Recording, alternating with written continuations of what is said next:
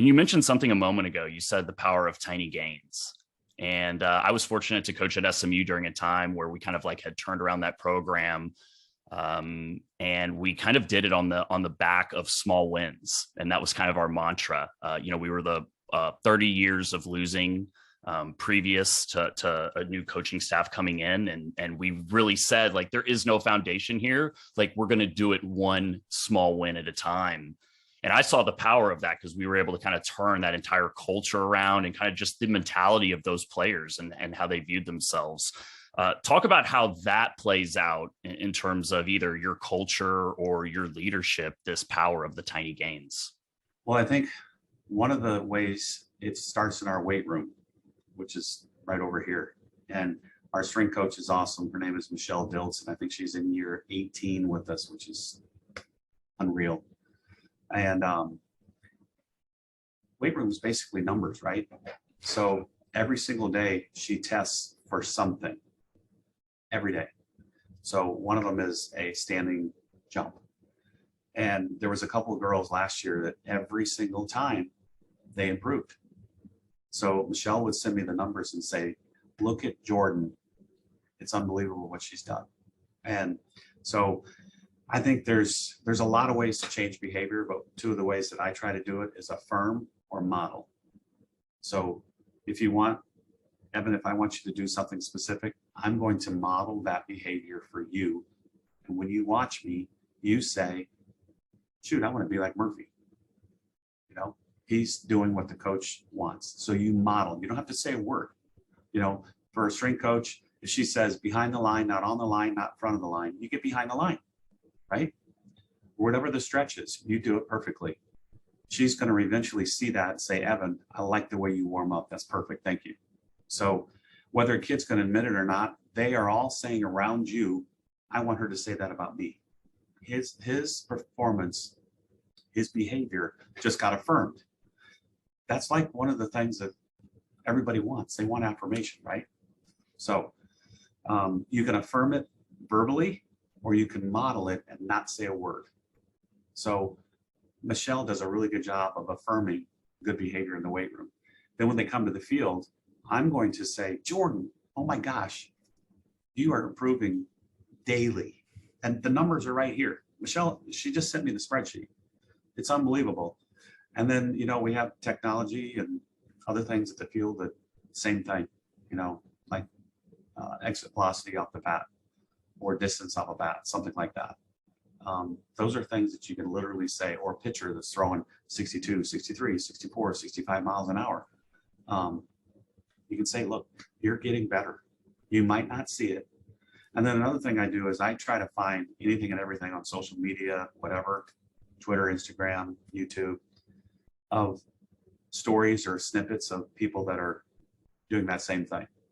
You know, whether it's a little kid in a soccer match or an adult doing something, or, you know, I'm sure you remember the little girl and the dad, and she was trying to jump up, you know, like a little high jump. Like a little box jump. Yes. And yeah. She was get upset, and, you know, dad would say, you got this, you know, and then boom. I show that to our kids. And I think a lot of times now, you know, this is like 10 years ago, and you've already said that. It's different now, but it used to be where you could just say, Evan, let's go do this, and you would do it.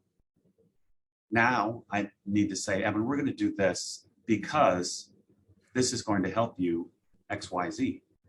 I made a new arrangement of our seating in our clubhouse this year. We have a classroom in our clubhouse building, and it's literally 24 chairs.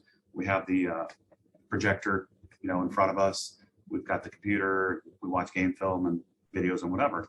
So we did a little different seating, and it's a technique called insulation, where you put the older kids on the outside and you insulate the new kids. So they're like watching over, and it's weird. I looked it up, and it's absolutely true. It's called insulation. So instead of just saying, and I did put like name cards on every seat. So when they come in, they have to see where they're seating. Well, it was, you know, Montana Fouts and Allie Shipman and whoever else. But I said, the reason why you're seated the way you are is this. And then like after the meeting, I heard a couple of them say, oh, that insulation, yeah, that makes sense. So if I hadn't said it, maybe somebody would have thought, why did I get on the back row? Or why did I get on the side row and not front and center? And now they understand. So we're trying to do a much better job with that, because believe me, I'm not perfect anyway. And I try to read stuff. Now I'm going to follow you like a hawk and listen from you and learn from you, and just try to get better every single day. Yeah. And what I'm hearing a lot about what you're discussing is really a lot of growth mindset, obviously. And I know Carol Dweck's book Mindset was kind of where the idea from my book originated, because when I read that, I was like, oh, these are all the kind of traits in terms of mentality that you want in your players, and the way they view work ethic. And you were talking about affirming and confirming. And it's not just saying like, oh yeah, your numbers are great. It's kind of like explaining to them that like, man, you're here every day, 30 minutes early in the weight room. And like, I can see that progression. And even though that might seem small, but connecting the two, I think, especially when we're talking about developing a team or developing a young athlete, is crucial, because now they see, insulation, it's like, oh man, I can't believe Coach Murphy's making me sit up front. Like I hate sitting up front. Yes. But when you explain it, it brings everything together. And I think also in a way kind of creates an inclusive environment. Like you're kind of like letting them in on your leadership secret, even though it's not necessarily a secret.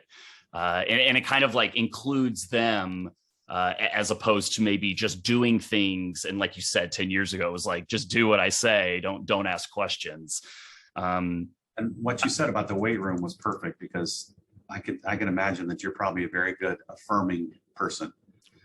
Because if I just said, Evan, you work your butt off. Okay, what does that look like? What does that mean? Anybody could come into a weight room and just say that to anybody. But the way you said it was very specific. You mentioned examples. And when you affirm a behavior that you like in someone, that's what you should do. Very specific, to the point. Don't beat around the bush. Don't be too broad. Very specific. And I guarantee you, if you do that with somebody, they're going to, the way I describe it when I talk to the team and when I speak to coaches groups is like a compliment is like a high five. An affirmation is like a hug from grandma and grandpa. There's a big difference there, right? You're going to remember that hug from grandma for a long time. A compliment's, it's going to be fleeting. I like your jacket today, Evan. Oh, thanks. And then you're going to forget about it. But if you really affirm the behavior that you like in somebody, and the weird part of it is, like I'll say to a kid on the team, I'm like, have you ever told her that? Have you ever told her that what you just said to me? And she's like, no. And it's unfortunate, because there's so many opportunities to do that either they're shy, they don't want to be vulnerable with somebody. It's too bad, because I think there could be a lot better cohesion, chemistry, whatever, if you would just break down the wall and say, you know what, I want to say this about you.